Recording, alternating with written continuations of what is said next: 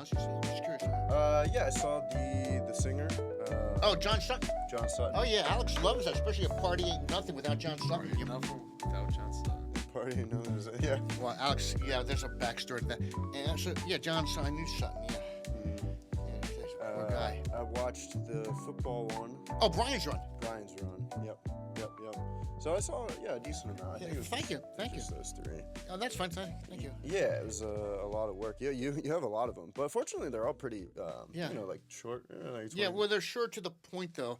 I mean, as Alex says, like watching me is like watching them all the same, like PBS, because I'm just straight to the point. I don't do anything quote unquote creative. I just get right to the point of it, just straight out. Shows your journalist background. Yeah. Well, that's what it is. I was taught to, and also taught when you write so a guy at a bar wants to read it. No, when I make a film, it's always the context. Make it so somebody who could care less about it wants to watch it. Yeah, that's what I read in that. I did read that interview that you sent over earlier today as well. From the Broad Street Review? Yes, yeah. But that's probably a good place to jump in. Are we on, let me know when we're on air or whatever. Well, yeah, we've been on air. But now let me do some introductions for you. Okay, sure. Welcome back to Articulate. Today our guest is one Mr. David Block and one Mr. Alex Kucy. Happy to be here. All right, yeah, I appreciate you both for coming out here. David is a legally blind and also a filmmaker who has a lot of things going on in his life, which made... So I initially asked Alex to be on the podcast because he was a friend that's worked on a couple sets together, and Alex is currently making a documentary about David. And so we thought this would be a good platform to kind of throw it all together. So I think it would be a good idea to give some background to the people. Yeah, we don't need to go into like a whole story, right? But just kind of, how you got to filmmaking, into filmmaking. Okay, well, first somebody suggested, when I was telling somebody I was writing, no, I'll get to the point. In June of 1990, Monday, June 11th, 1990, I wrote an article about goalball, GOALBALL, one word. It's a sport blind people play. It got published in the New York Times. That same month, I wrote a different goalball article that got into the London Times and the Jerusalem Post. There was a World Goalball Championships going on where countries were competing, and so those three publications allowed me to freelance for them.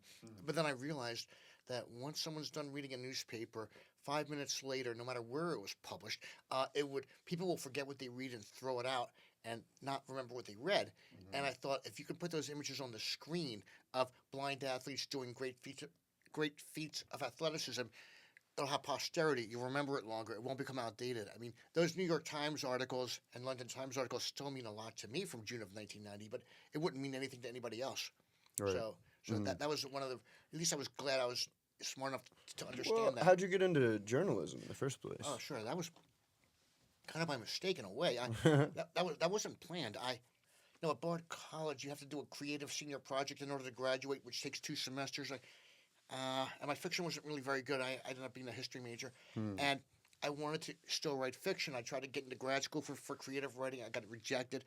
Also got an accidental acceptance letter from University of Alaska, my number one choice, because my uncle lived there. And but anyway, I got an internship working at a magazine, Hudson Valley Magazine, which was journalism. I enjoyed it. It was like, I really enjoyed that job.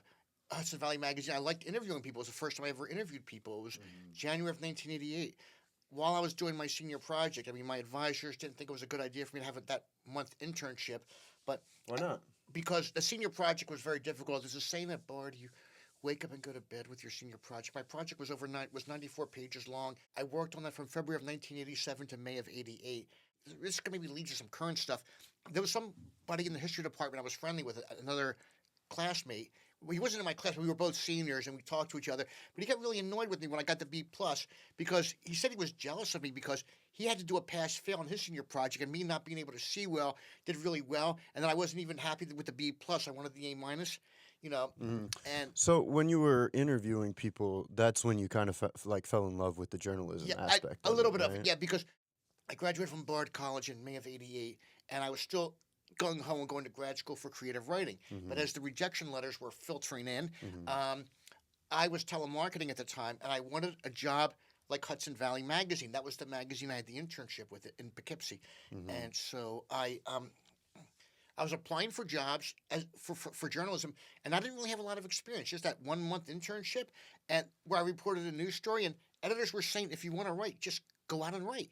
And luckily for me, at the time there were these national games for the blind happening in Missouri, and this was 1989, where the idea of disabled athletes wasn't as well known as it is today, though, where it was okay to not print things about people who are disabled, to not include everybody. It was a different world, the world of yuppies, where people just thought about themselves, which it's always maybe been better. I don't know, but so Runner's World and Running Times allowed me to write about blind athletes in Missouri, and then the following year in 1990. Before the World Goalball Championships, I got permission from the New York Times, the Times of London, and the Jerusalem Post to write about goalball. They had no idea what that was, and they were like, "Sure, if you want to, fine. We don't care." Nowadays it's very much harder. Now we'll have our own writers do it, or we'll look into it ourselves, or we don't have the money for it now. So I haven't been published in those publications in a long time, but that was actually one of the happiest times of my life, getting in there. But after the New York Times, I realized filmmaking was a natural progression from journalism. It felt like the next step, though. Like, here I am. I wrote about goalball for the New York Times. Now the next step, make a documentary about it. That was my very first documentary. Was about goalball. Okay. Yeah. Okay. I got you. So we can. There's lots of different moving parts here. Yeah, please make sure I don't ramble, because I don't want to confuse people or make people yawn or get like. No, it's all very interesting. I mean, you've done a lot. But I wanted Alex to give a little bit of background on his journey, but also how you ended up taking on this project. Go ahead, Alex. Yeah. The floor is yours. So I got started as a writer first. Okay. Coming out of high school into college, really liked movies. We had a little film viewing club in high school. I know that film critic Roger Ebert, the guy that kind of coined the whole thumbs up, thumbs down thing. Yeah, of course. But I pen pal with him a little bit, and he sent a little letter to our student club. Really? Well, I asked him to. He passed away right before he could actually send it, sorry. but he sent us some books. Okay. Which was cool, some science stuff. And in college, I kind of quickly realized, well, you can write a script. Doesn't necessarily mean someone's going to make it for you, right? Right. And my actual academic background is as in engineering, and there's always a sense of initiative. What's the project? How are you going to kind of push it through? And so I kind of brought both the artistic end and the engineering end into film, and I sort of taught myself all the technical stuff behind the camera, right? So how to use a camera, how to use sound, how to edit, how to work with actors and direct. And me and another classmate co-founded a student production club. Okay. At college. Got a little university money, bought the equipment. And once we kind of taught ourselves and figured out the process, we started teaching our classmates. And by the end of it, it was I think almost a dozen films that the club made between my own and other people. Oh, wow. Yeah. So, you kind of spearheaded the whole project, and it made, in that time, you were able to make 12 films. And, and sometimes it was somebody else had a script, and let's say somebody else had a script, but they now want to be a director. Well, now, we have some directors lined up, we have actors lined up. It wasn't if you want to make a film, all the effort's on one person. We kind of built that organization. And sometimes, I had big roles on film. Sometimes I showed up to be a PA on set. So me going to your film and to be the sound guy, which, does that move my artistic portfolio further? No, but I want to see other people make their movies. I want to help out where I can. I just want to feed that community of filmmakers, and that all got started in college. That's something that when we first met that you said to me, you're like, well, I want to work on films, and oftentimes people need sound guys. There's 3 sound guys in all of Philly. Yeah. So you just went into that, and then ended up, helping you network and get onto a lot of sets as well. And then, graduated, with my career, was kind of moving around a bit, and for film, you kind of have to be in one spot. You got to get to know some people. So it wasn't until I moved to Philly about 3 years ago that I started kind of plugging in here into the film scene, and really started with documentary work is what I've been doing since I've come to Philadelphia. Right. How'd you get into that?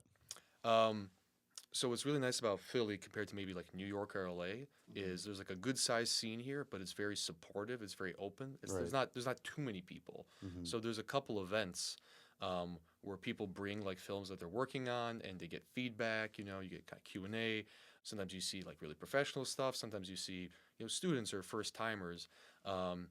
and I met like a lot of people through that. I bought most of my equipment through that at like at a good price, and yeah, through that I met the people who kind of got me started on the short film on the Ukrainians of Philadelphia, right?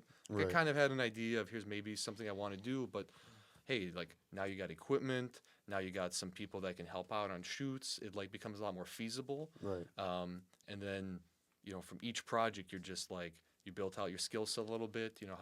How more ambitious can you be with your next one? And so actually, with me and Anthony Trapanese, he's the co-director on this project with David Block. He recently moved to Los Angeles, but he's also a very strong documentary filmmaker. He'd been in Madagascar and shot a feature. Okay. And we were looking for different subjects. We had been actually during the last Eagles season, the one where they didn't make it to the Super Bowl. We were like going around different bars in Philly trying to find like the super fans, right, and interview them. And that kind of didn't quite work out. We had some good shoots. We had like good chemistry as filmmakers. We were kind of looking for another project. And at the open screen, David had been bringing around his 9th film. Right. This was at the Bryn Mawr. The Bryn Mawr open screen. First Open Monday of the screen. month. Everyone's watching. You get to bring your movie into big movie theater. Just showing on a flash drive.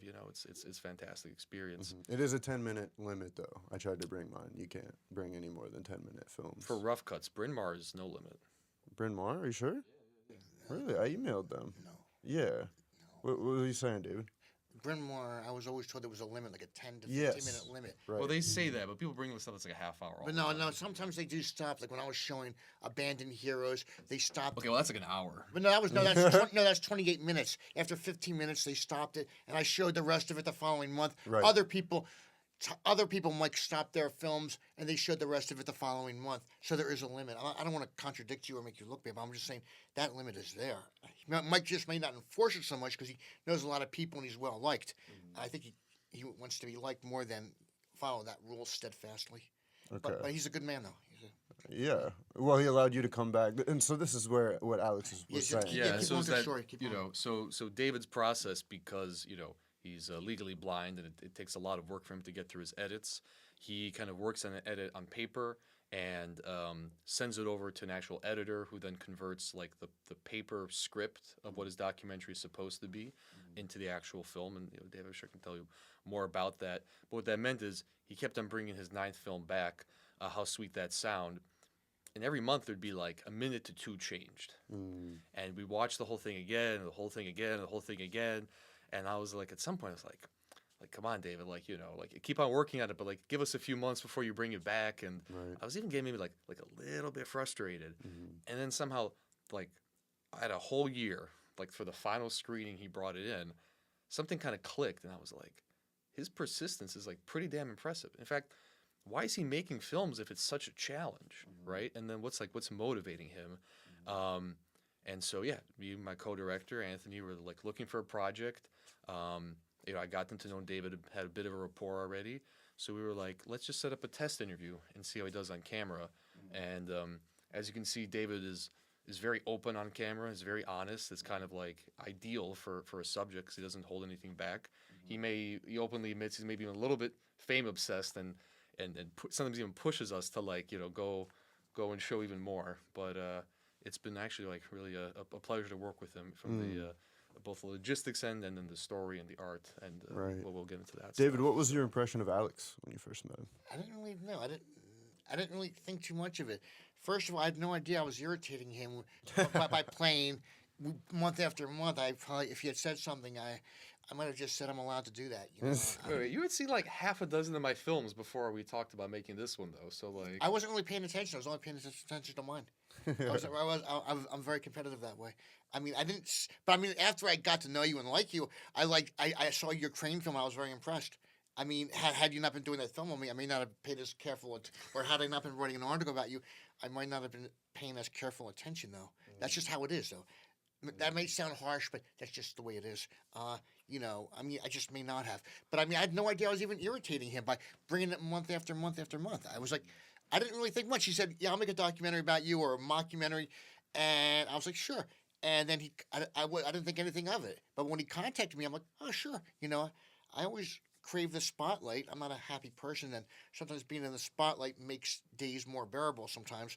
And Right. So that's what I wanted to ask about. You say this is competitive in that you wouldn't have watched Alex's work, right? well, I would have, but I felt bad. Why couldn't I have made it that good? Or why, why did I, like when I read somebody, their book's a bestseller, and me, I had to pay to get my book published, or me with my films.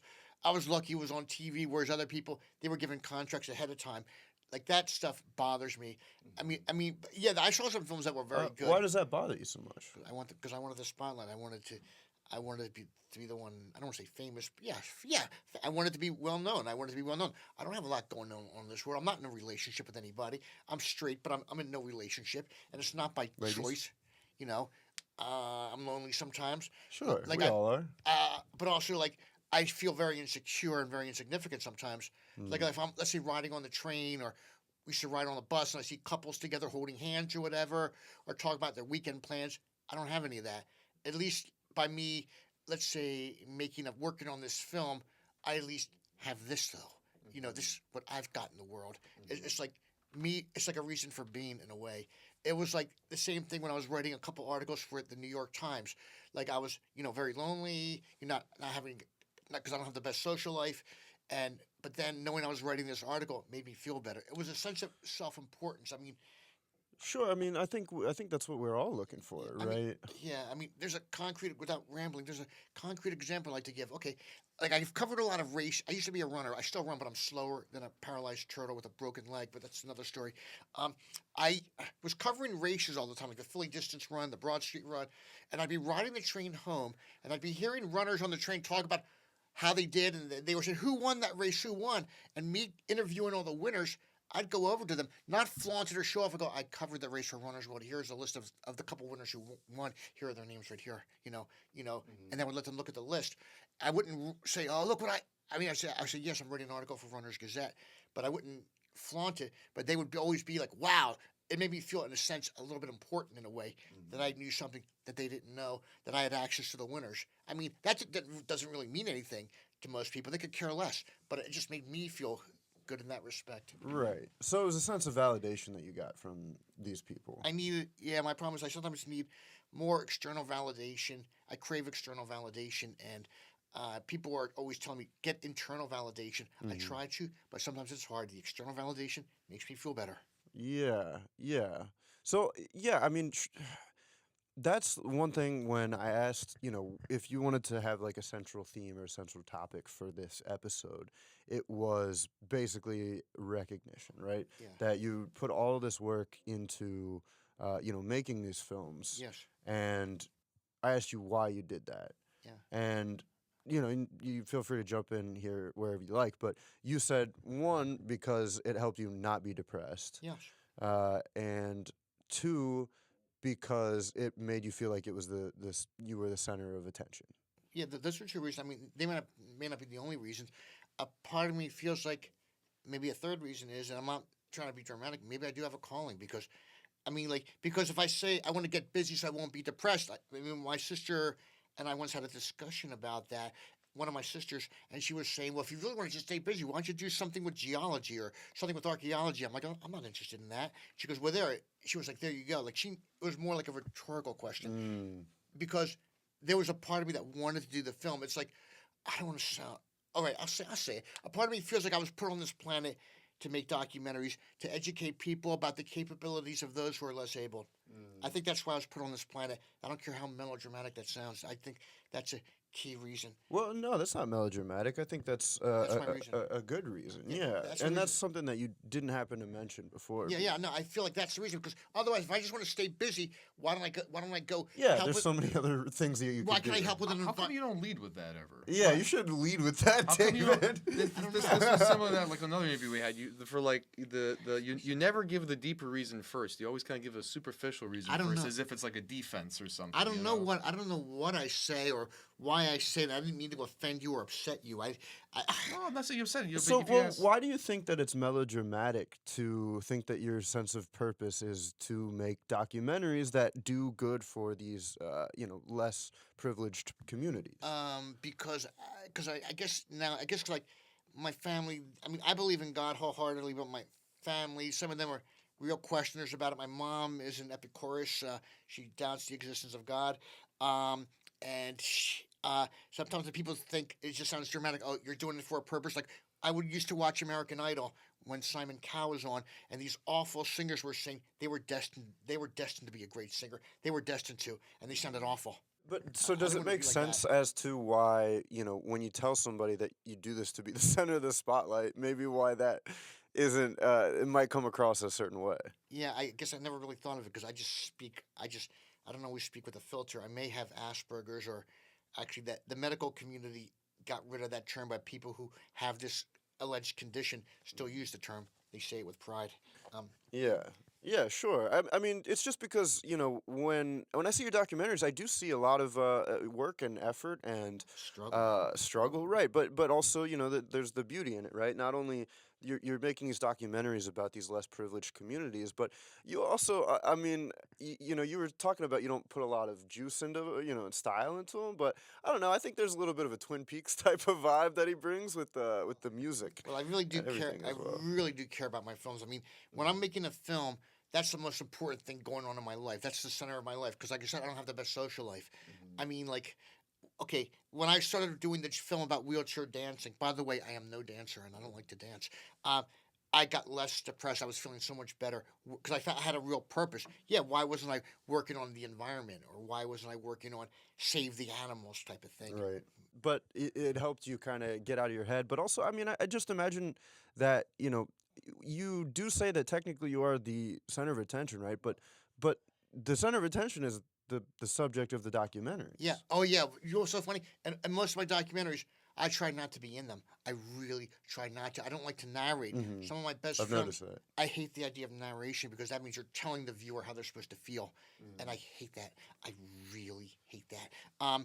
And I say that with passion because I knew somebody who made these documentaries on about people in Nicaragua who were suffering. I looked at his films and they were preaching, they were god awful, and I told him so because when somebody don't care about the people in Nicaragua, I go, no, actually, I'm Jewish and I don't care. It's your job to make me want to care. Okay. Yeah. And I like that's what you said, about why you do these documentaries as well, is because you make is like these things that normal ableist people that go, not ableist, but able-bodied people, or not disabled in any way, go around their life not thinking about these things, I'm and you want to make it interesting enough for them to at least Yeah, care. I mean, yeah, because one of my films was about roller derby, and I know most of the world could give two hoots about roller derby. Right. Yet I made an 11-minute film that people found very interesting. I had a way of making people want to watch it.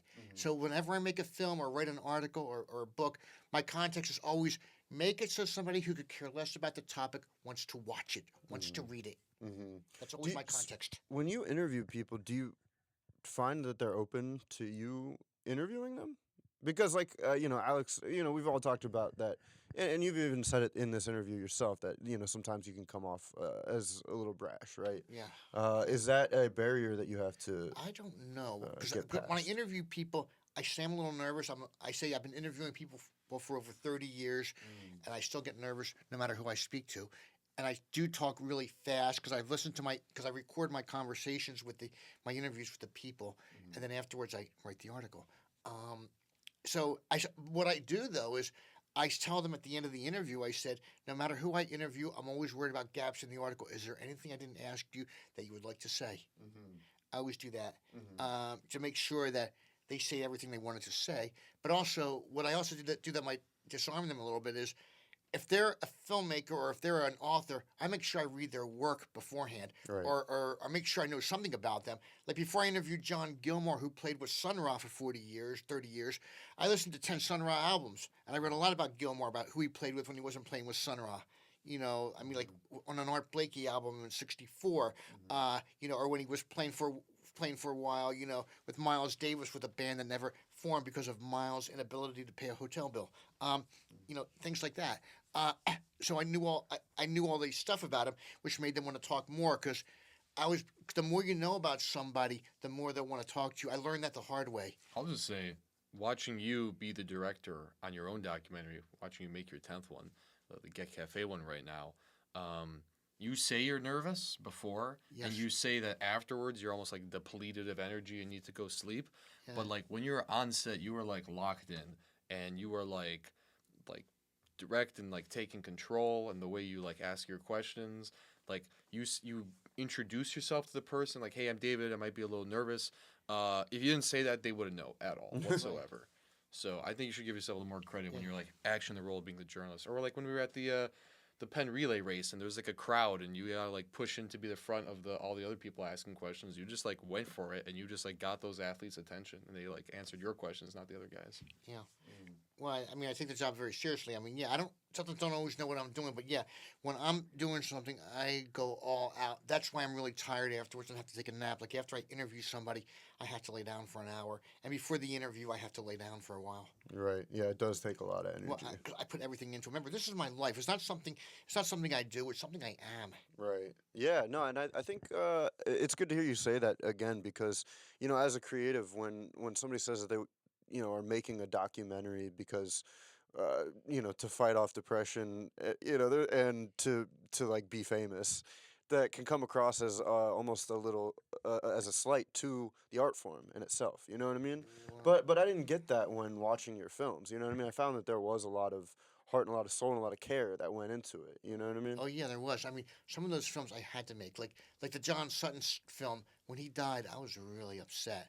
I mean, I did a 2 minute. I had a 2 minute video I had done of him when I was in graduate school, getting my master's in journalism.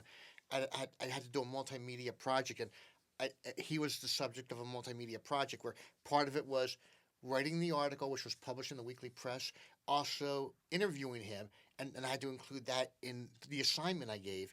And that's when we talked about voice lessons and singing lessons. And when I showed some of that at Bryn Mawr Film Institute, him singing, people were urging me to make a documentary about him. And I'm like, I don't have the money for this. I have no means. I'm burned out. I'm tired. And then another filmmaker there, Tom, said he would shoot it and not charge me. I'm like, okay, in that case, I'll work with you. You also had a very personal reason to make that film that has nothing to do with fame, which again, I love don't think John. the fame is the real answer. I love John Sutton. We had a lot in common.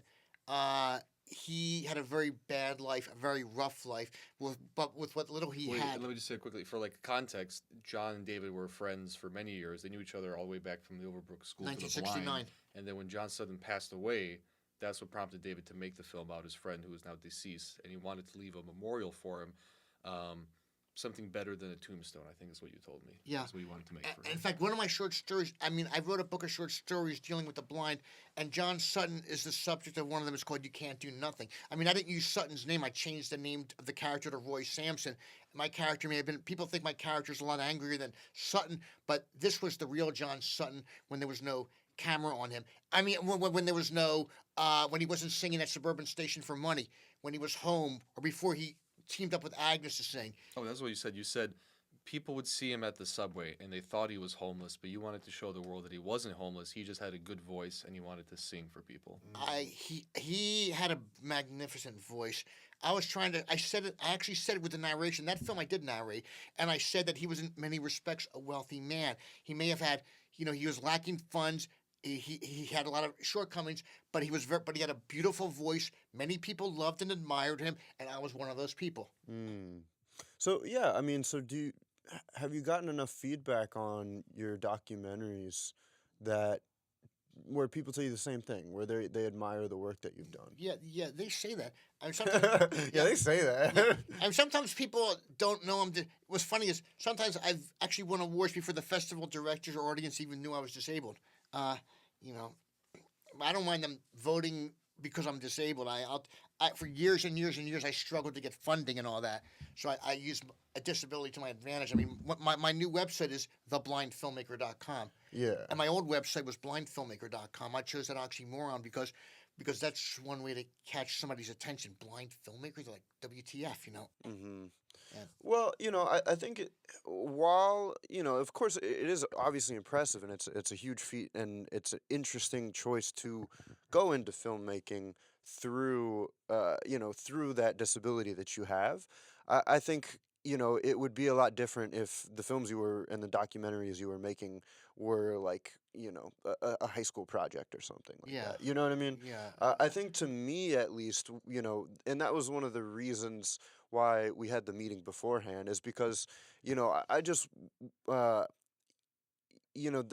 I mean, again, I appreciate people working through their disabilities and everything, but to tell me that you feel like you deserve more, and then have the blind filmmaker as your entire persona came off a little bit as you thought you deserved to go farther in the world because of Sense of entitlement. yes, exactly. Okay.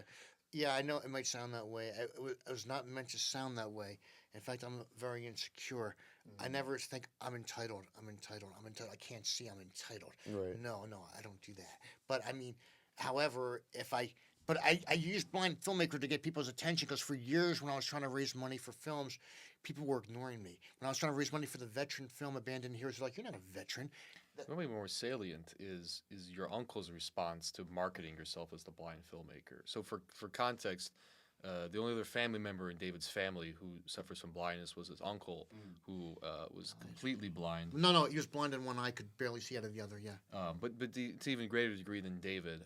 But he had very different personality, a very different perspective on how he should interact with the world through the blindness. And if you want to pick up the story from there, what did he think about you marketing yourself? He didn't like that idea too much. Mm-hmm. Because with him, he got most of his friends were fully sighted. He didn't allegedly have Asperger's like I allegedly do. He didn't have all those other disabilities like anxiety, depression. His was just the blindness. But he got along with everybody. Everybody loved him. I mean, my father was. They were brothers-in-law, and my father wasn't so thrilled with him after my mom left my father because my uncle never had to bribe my sisters or me to spend time with him. We wanted to. We flocked toward him, whether he would give us money or not. Whereas my father felt like he had to give us stuff for us to spend time with him. I mean, we would have spent time with him without the money. It was just a greater incentive to do it. My uncle didn't have to do that, and my father knew that. Mm-hmm. So, what was his response in regard to you marketing yourself as the blind filmmaker? He's like, you don't have to do that. Like, I think he just like grimaced or something like that. But he accepted it. He put up with it. Like he just wasn't so thrilled with it because he and I are so different. Like he would go into a Rite Aid, let's say, and he would spend an hour trying to find something himself. He wouldn't want somebody to help him. He wouldn't even carry a cane. Me, I'd walk right in and say, I don't see well. Please show me where this is. Please show me where that is. I'd stick my cane out. And so there's such a huge difference just in that alone. Okay, yeah, I mean, I guess that's fair. I've had some people on here that, I mean, even Izzy, I don't know, she's a makeup artist, but, she was on a few episodes ago, and one of the things she said is, like, even just being a woman on set, right, is something that she can use to her advantage in some situations to network. People, especially guys, are more open to talking. Using flirting as a technique, right? Yeah. And that's okay because that's she's using something that's unique about her to to forward her career to do the things that she loves. You know what I mean? Well, for years and years, I felt like my disability was working against me. Right. I thought, have it work for me. Right. Yeah. No. Exactly. Yeah. That's why I mean, like, I'll give another example. You see, when I was at Bard College, I refused to carry a cane. When I refused to carry a cane, I was more like my uncle then. At Bard College, I tried to hide my blindness on job interviews, and of course, I couldn't do that. When I was at the Penn Relays in 1994, as a reporter, I wasn't using my blind man's cane. I couldn't get to Bill Cosby. Then I had my blind man's cane when I was covering the Penn Relays in 2001. They brought me over to him. And that's the first time I interviewed him. Friday, April 27th, 2001. Well, I said, why do you come to the Penn Relays every year, Dr. Cosby? I am old, but when I see these young people again, I am rejuvenated. The last weekend in April, I go, where are you from? I go, I'm a mainline boy. But that's your drug habit. Where'd you go to school? That type of thing. Okay. He said worse things. One year, he's like, I got a question for you. Why haven't you learned to see yet? I'm like, I'm a bad person, Dr. Cosby. You tell me that every year. So you want to interview me now, just for 15 seconds. 1, 2, 15, we're done. No, that type of thing. He was very nice to me. In fact, when he was convicted, I wrote a piece that was published in the Delaware County Daily Times, where I thanked him for allowing me to interview him 9 different times at the Penn Relays. I didn't talk about his alleged crime, whether he was guilty or innocent. I didn't discuss that at all. I only talked about my experience of knowing him at the Penn Relays and how that really boosted my career and how that always gave me a spot from the mainline Times to cover it year after year and got me jobs with other publications as a freelancer because I had quotes from Bill Cosby. And by blind man's cane, without the cane, they wouldn't have brought me onto the field like that. And Kobe Bryant too. I interviewed Kobe Bryant 4 different times. Really? Yes, I did. I really like Kobe. That's Yes, I did. interesting. Okay. I did, yeah. And Kobe with me always got along because we always talked basketball. I didn't ask him these questions about Colorado. I even asked him a question which he didn't sound like an egotist at all. I asked him if he ever tried to play wheelchair basketball. He said he tried for a half hour, couldn't do it. Said he didn't know how those guys could do it because he sure couldn't. Such an egotist, huh? Yeah, David. Just to cover my ass, you do disagree with the alleged crimes that Bill Cosby has done since that he's been convicted of. Yeah, no, I'm not. No, I don't believe anyone should have done those crimes. Okay. I'll say, yeah, he should have. If he was guilty, he deserved to be in jail. If my mother did that crime, she would deserve to be in jail. Okay, all right, fair. I just, had to. I'm just not going to jump on the I hate Bill Cosby bandwagon. Yeah, no, and I personally, I do like that. I respect that outlook, right? Like, you should be able to, like, there are people that I don't know that, I've had one interaction with that I thought they were a nice person. Then you hear all this other stuff about them, you're like, well, they were nice to me. You know what I mean? Well, no, these were 9 different times, 9 different years. Right. And he did not have to let me talk to him. He really did. He could have motioned for the security, get this guy away from me. I don't want to talk to him. He could have done that, and they would have dragged me away. Cane, blind man's cane or no blind man's cane. Right. You didn't shoot off before my security? What? For other people, has their security like shoot you away? No, I have not. Not with the blind man's cane. You've never gotten bounced? Not with the blind man's cane. Without the cane, sometimes. That's another reason why I carry the cane or try to get the sympathy angle. And another example, which really ticked my uncle off, at these Dark Shadows festivals. See, I was an avid Dark Shadows fan. I loved the original 1960s, 70s horror soap opera. And I used to go to festivals, and there were these 3-hour autograph lines. They brought us, as they said, handicapped people to the front of the line. I could have waited in the 3-hour line with no problem, but I always went to the front of the line. I got to talk to some of the actors. I became friends with one of the actors who ended up running the New York Marathon with me. I got to talk to other actors who said I could interview them, at other times, and I did. I wouldn't have gotten those opportunities without it. Yeah. So people say, "Are you ashamed of doing that?" I'm like, no. Okay, so you're not ashamed to use that, which again I respect. Walk I in my agree. shoes. Yeah, if somebody's gonna be critical, have them walk in my shoes for a year, then let them talk. Okay, well, David, I mean, I don't know if that's necessarily a good way to. I'm sorry about sounding angry. I'm sorry about that. No, it's okay. But like I said, a lot of people have disadvantages, and a lot of people have different types of disadvantages. Yeah. I think it's it's great that you've been able to figure out how to use yours to get a foot in the door. But at what point does it become a crutch? What do you mean a crutch? I don't understand. Like, when does it get too much? When do you think that it kind of overshadows your work? You know what I mean? I try to make sure it doesn't. I only use it if necessary. But I mean, often I do carry a cane with me all the time, like at the Penn Relays. I don't know where the press conference is, so somebody please show me where it is, and they'll walk me over to it. I don't have to spend an hour trying to find it and then find out I missed it. Because that almost happened to me a couple times. When I would cover the Broad Street run without a cane, I couldn't find the starting line. With a cane, they'd bring me to the starting line. Right. Well, let me say it like this. Would you prefer for people to be like, hey, that's David Block. He's just a good filmmaker. Instead of, hey, that's David Block. He makes pretty good movies for a blind guy. I don't know. I would take both. It's not one or the other. I would take both. I would take both. Fair answer. What? A fair answer. Yeah, fair. I'll take both. I mean, like, there's some men I know who give me left-handed compliments. Like, one goes, I tell everybody, I know this guy who's made 9 films, wrote 2 books, and he's legally blind, and he's done so much. I tell people about you all the time. This blind guy I know, I'm like, I don't care what he does. It's like, fine, okay, do it. If you want to, please do. I know I was going to say this one more example. I know your time is limited. Let me try to say this clearly. In 1998, I wanted to get an interview with McCoy Tyner, a jazz pianist for Jazz Journal International. At first, the publicist turned me down, but then I thought, there's a way I'll get the interview. In 1998, I ran the New York Marathon, so before the marathon, 2 days before, I said to the publicist, I'd like to at least stop by your office to say hello the next day after the marathon, because it won't make a difference. You can, but it's not going to make a bit of difference. I just want to stop by and say hello. So the next day, I ran one of the worst marathons in my life. The next day, this Monday, it was November 2nd, 1998.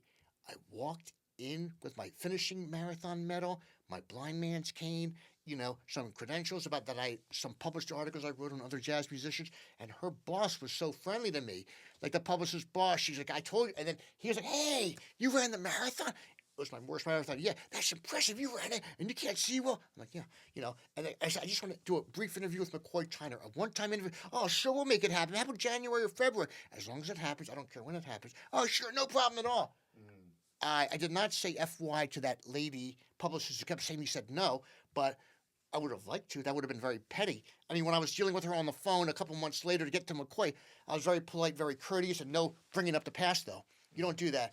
I would have liked to, but I made sure that didn't happen. Though. I was very respectful. Do you think you're a vengeful person? Yes, I am. Okay. Not think. I know I am. A what person? Vengeful. Yeah, I know. Oh, okay. Yeah, sometimes you bring up these grudges from many, many years ago. You're damn right I do. Yeah, I do. Yeah, I do. Yeah. Okay. I'm not going to lie or sugarcoat it. And sometimes that's helped me out. Sometimes. Let me ask the question. Well, so I mean, I understand if it's helped you out, and the same thing with the, using your disability to get these, really important interviews, right? Yeah. But again, one of the things that you iterated to me is now you are getting frustrated because you don't get recognition, right? Yeah. And so my question is, wouldn't it come back to the idea that, like kind of how Alex was saying, there's a difference between a guy who makes good films and a guy who makes good films for a blind guy. You know what I mean? Right. I think but the guy who makes good films for a blind. No, a guy who makes good films, period. Whether I'm blind or not, but that's just a way to grab. But there are millions of films out there. That's just one way to grab people's attention by saying blind filmmaker. It's just attention grabber. That's what it is. But there's a problem. The reason I don't get my films out there as much as I could is there are a couple of reasons. It's not just because of my lovely personality, which can turn people off. It's because when I'm done a film, I am so burnt out. I am more than burnt out. I mean, I can't. It's like I wish somebody else would do it. I don't want to look at it.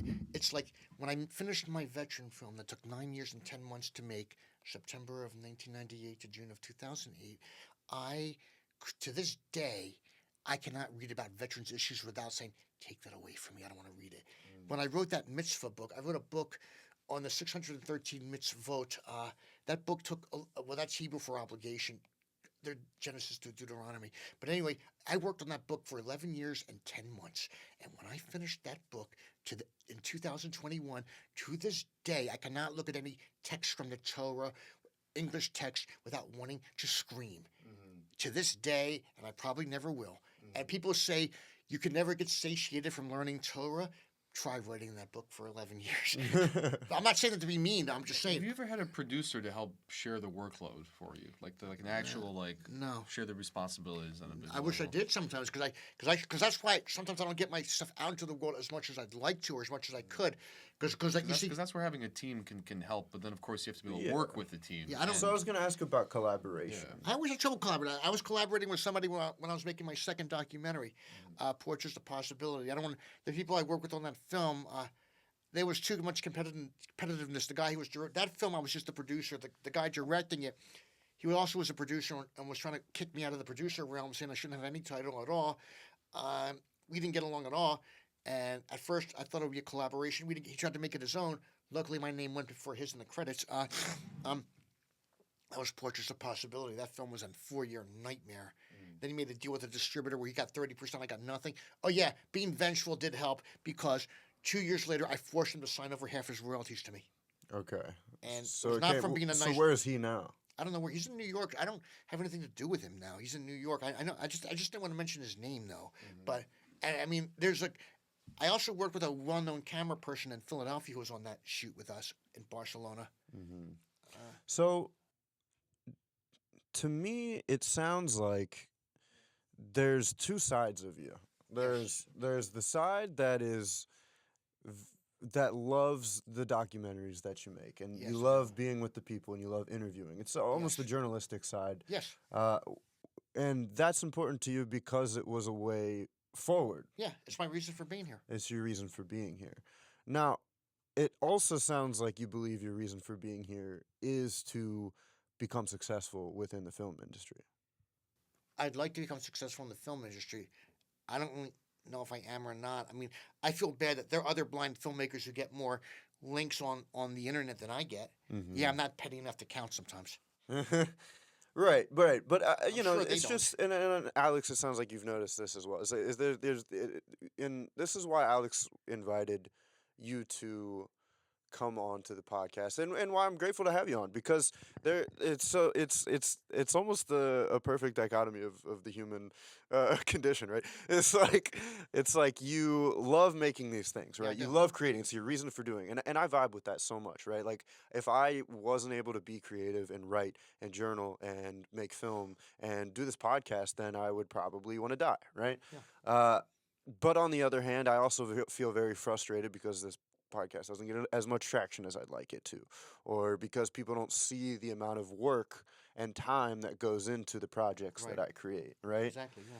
But I think, you know, and I'm sure you've probably thought about this a lot, but it's about the journey, right, David? It's about, you know, it's not about the end goal. And as much as we want to feel validated because of our insecurities and because of, I'm obviously, a decent chunk younger than you, but, I don't like the job that I have right now. I don't have a partner. My living situation isn't where I'd like it to be. So for me, the only thing that I have going for me right now really is this, North Star of creativity, right? This thing that shows promise that is who I am as well. You know what I Right, mean? I get it. Yeah. So I just find that, something that I've been dealing with a lot recently is those sides of me where I feel invalidated or insecure have been weighing Right. on me heavy.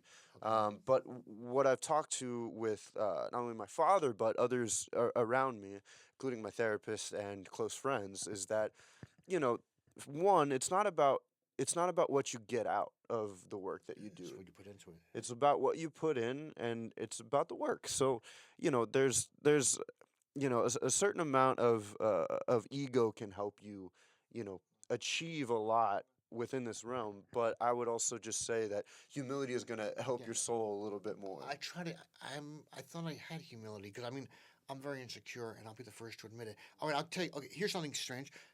When I was making Dancing Outside the Box, I worked with three women I knew from Scribe, three African American women, Amanda, Miranda, and Serena. I loved working with them. No, there was no romance involved.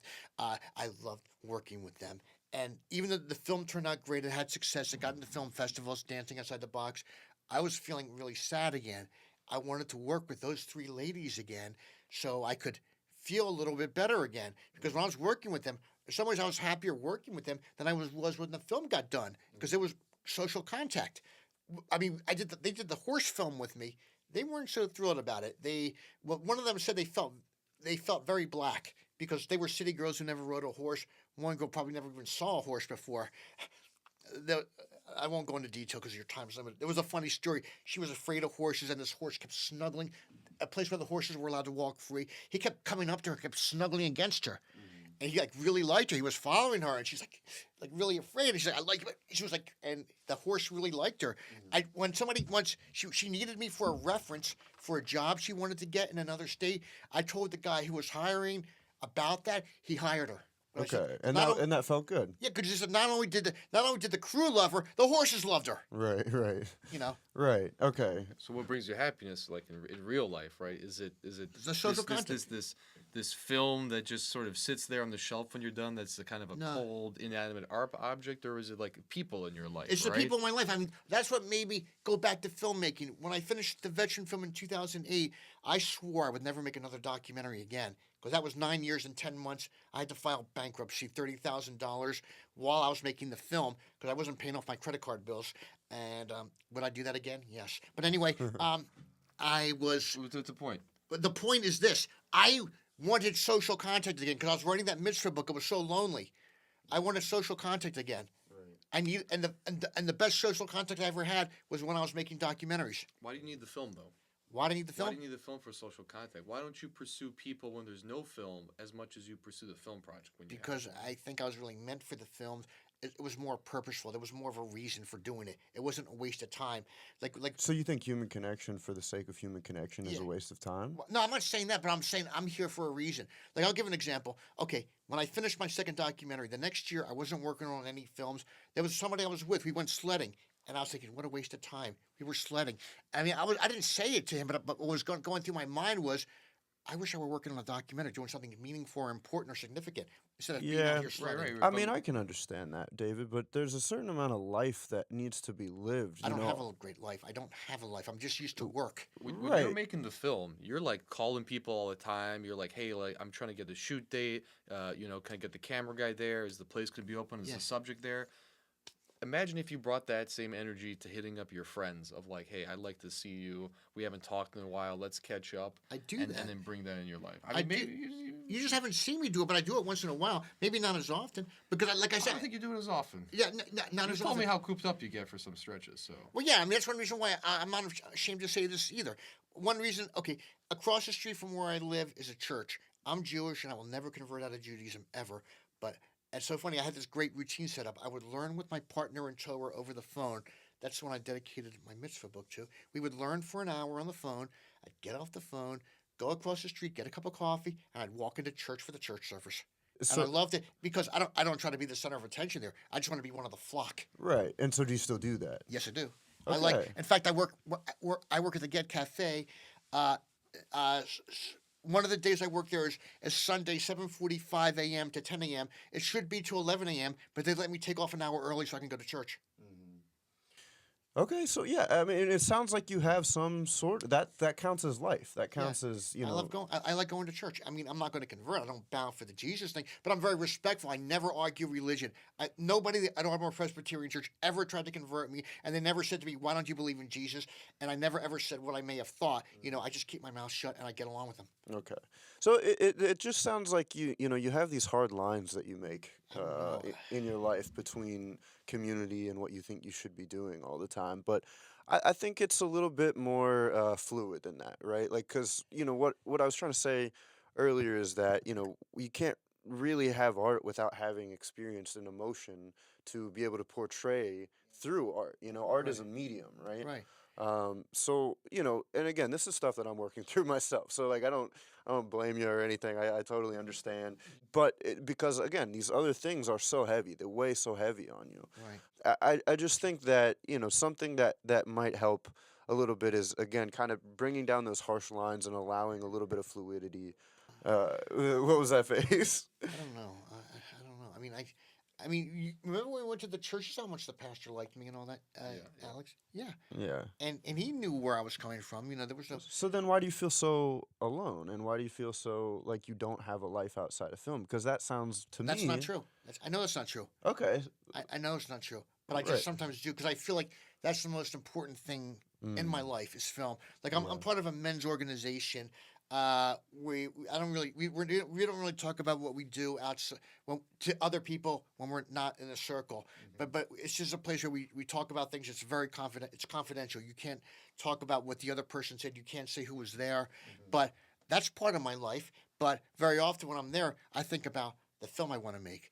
Very often I've done that. I think about the film I want to make. When I'm with other people, sometimes that's all I think about is the film I want to make. Like here's an example. I was out with a friend once. We were in a terrible car accident. I was so happy because I knew I'd get a settlement so I could finish shooting my veteran documentary. Okay. That was February of 2003. I was elated because of that. Yeah. Monday, February 24th, 2003. In a car accident, my head didn't go through the windshield, but it hurt enough, and I made sure I got into the ambulance and went to the emergency room. I went for physical therapy. I even went to a daytime mental hospital. I wanted to make sure I got a settlement so we could finish shooting the veteran documentary, and we did. Yeah. And I was happy about that. And so the whole point of that is the point of that was just that I was always thinking about Yeah, it the point is that you're always thinking about Yeah, for film sure. and the thing that you love doing. all the time. I would again, I feel that. David, I feel that so much. I want to quit my job and I want to just make films and write films and do that for the rest of my life and not even have Step to. out in front of a car on Broad Street. Yeah, right. And Call get a Top- settlement. call Top yeah, Dog. exactly. Don't do Get that that. top dollar. Yeah.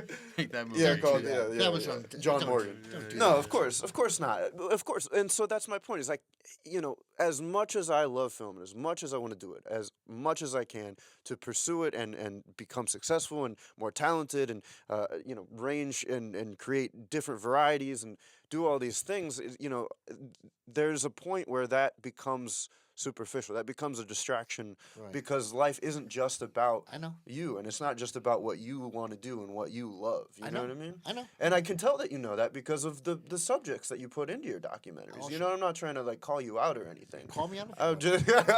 I'm just saying I relate to it, and it just seems like you're letting some of the more the shallow elements of your life get to you more than the deeper elements that you pursue. Sometimes I don't know what I'm saying. Sometimes I speak without a filter. Sometimes I speak without thinking. I mean, not all the time because Sometimes. Sometimes. no, in church I keep my mouth shut. Okay. Like alright. when they say in Jesus' name, Amen. I never say what I think of him. Sure. Ever. Right. Hey, it's the same Abrahamic God, so You know. you're still close. I All never, right, well, let's not dive. but you get the idea though. Yes, I I don't get the always idea. speak without a filter because I keep my mouth shut in church, and because I want to get along with everybody. Yeah. So I shut up.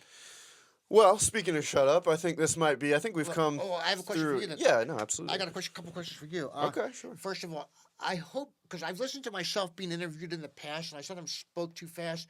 Did I speak too fast for you? Did I sound okay to you? No. I mean, this is more about the conversation to me, anyways, and I can do whatever I need to do in post. I mean, did I ramble too much? Of course not, David. I didn't. Okay. Well, Was a little bit, People but listen you to know. podcasts on 2 times speed anyway, so you're just speeding it up. Yeah, for I'll them. edit. I edit was just some- worried. I didn't want to sound like I was rambling or speaking too fast because I know when I speak too fast, it's hard for people to take in what I'm saying.